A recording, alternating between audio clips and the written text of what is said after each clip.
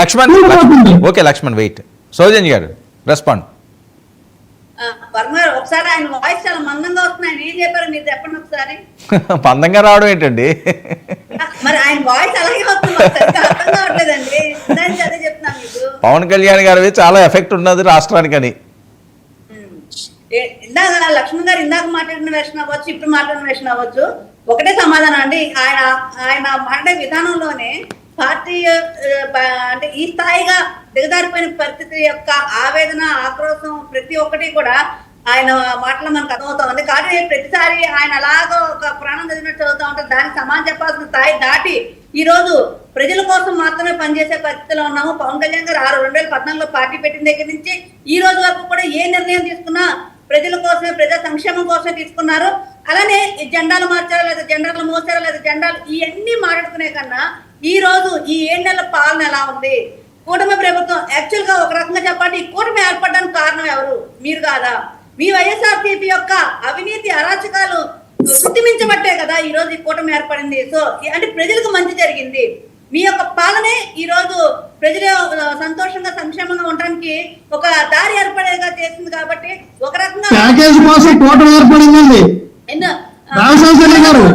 Package కోసం, కేవలం package కోసమే కూటమి ఏర్పడింది.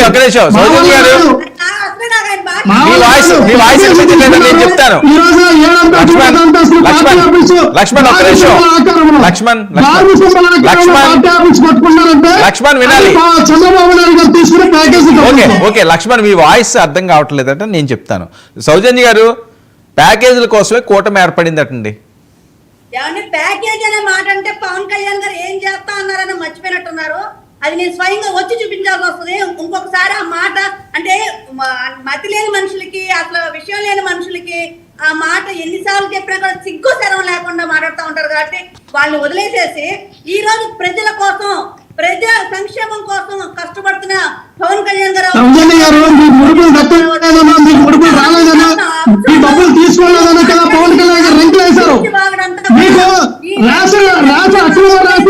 సప్లైలో మీకు డబ్బులు రాలేదు కదా, పవన్ కళ్యాణ్ గారు రంగులు వేశారు, నాగల మండలి రంగులు వేశారు. మీ ఓటర్లు కుదరకే కదా పవన్ కళ్యాణ్ గారు ఓటర్లు కింద మీద కుదేస్తున్నారు. మీ ఓటర్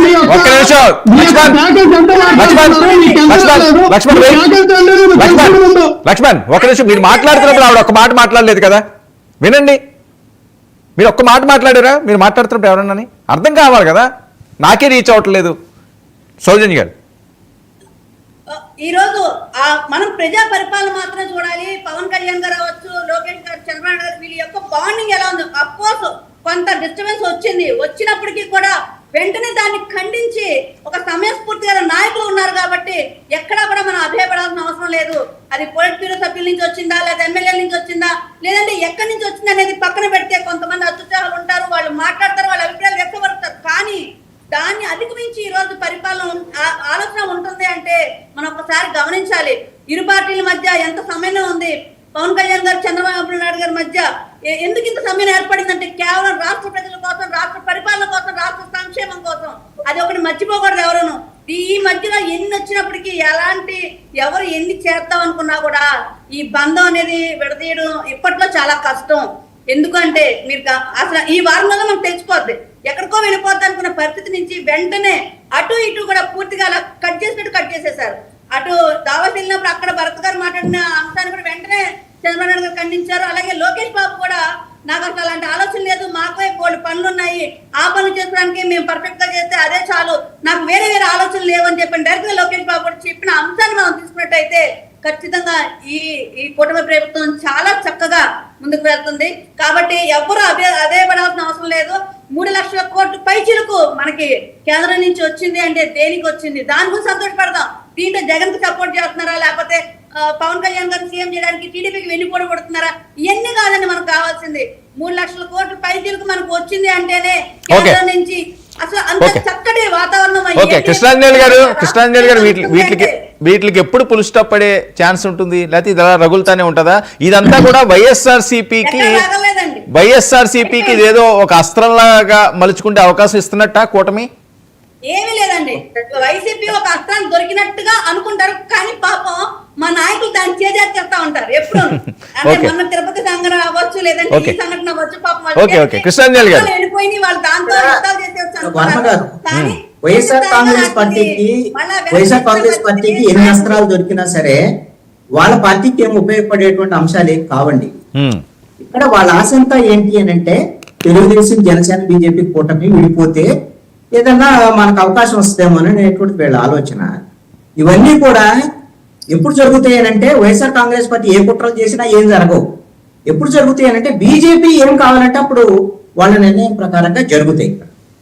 సజ్జా అజయ్ లాంటి ఒక ఏదైతే పార్టీకి సంబంధించినటువంటి అధికార ప్రతినిధి ఒక బాధ్యతగా మాట్లాడేటప్పుడు మరి ఈ విధమైనటువంటి పోలిట్ బ్యూరో సభ్యులు, నాయకులు లాంటి వాళ్ళు ఎందుకు బాధ్యత మాట్లాడుతున్నారు అనేటువంటి అంశం ఇక్కడ అర్థం చేసుకోవచ్చు. ఒకటి, అధినాయకత్వం ఆదేశాల మేరకే ఈ అంశాన్ని ముందుకు తీసుకొచ్చారు.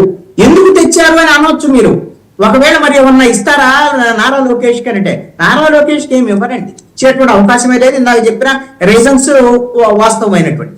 ఎందుకు ఈ అంశాన్ని తెచ్చారు అని అంటే ఈ రోజున పవన్ కళ్యాణ్ అనేటువంటి వ్యక్తి, అతని ఇమేజ్ అనేటువంటిది ఆంధ్రప్రదేశ్ లో తెలుగుదేశం పార్టీకి సంబంధించినటువంటి ముఖ్యమంత్రి, అదే విధంగా మంత్రిగా ఉన్నటువంటి నారా లోకేష్ ని మించెళ్తుంది. ఇది మిత్రుడే కావాలంటున్న పవన్ కళ్యాణ్ మిత్రుడే కాదనట్లా, కానీ ఇది పార్టీ పరంగా వీళ్ళు నాయకులు అయితే ఓకే, వాళ్ళ మధ్య రిలేషన్ ఉంది. కానీ కార్యకర్తలు, లీడర్లు వాళ్ళు ఎలా వాళ్ళు ఉంటుందంటే అసలు మన నారా లోకేష్ ఎక్కడ కనపడలేదు, ఏం లేదు. ఎక్కడ చూసినా పవన్ కళ్యాణ్ కనపడుతున్నాడు, ఎక్కడ చూసినా పవన్ కళ్యాణ్ దూచుకెళ్ళిపోతున్నాడు.